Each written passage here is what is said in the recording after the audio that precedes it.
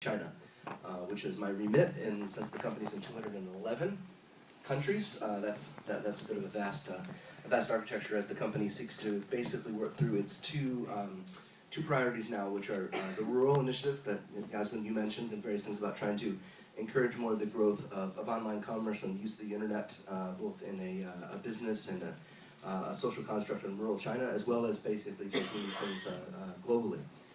Just sort of two things. There's lots of things that anyone wants to talk about from many of the questions, and the panelists have done a great job talking about China, Europe, Alibaba, and various things. Many things we can sort of talk about, but just two things that come to mind. One is the first platform that Alibaba created was a platform called Alibaba.com, which often people think is our website. It's a B2B website that's largely a marketing website, but interestingly, the original language of that website was English. So if you remember sort of Jack Ma being the English teacher who, as Duncan told the story, literally would teach himself English, self-taught in the various things by visiting tourists from Australia and Hong Kong and Europe, various things teaching English. There weren't a lot of American tourists back then at that time. But basically, that sort of showing that this initiative, this endeavor from the very beginning was meant to be a global endeavor. And the mission of the company is to make it easy to do business anywhere, and with a particular focus on SMEs.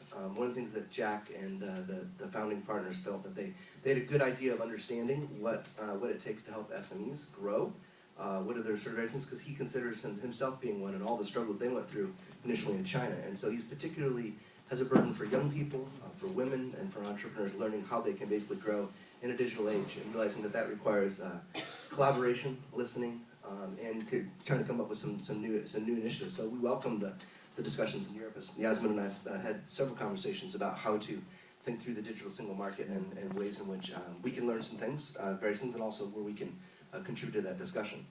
The good discussion about quality products and IPR. Duncan mentioned some of the creative initiatives we have on that.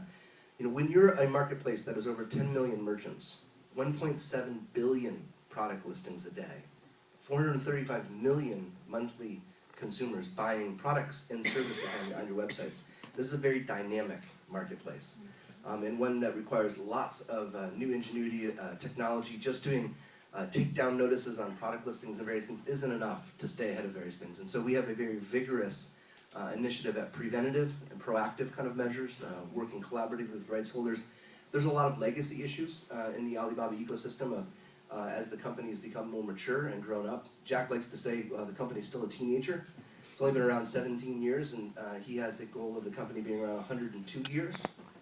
Specifically 102 because that basically gets us into 3 different centuries. It started in 1999.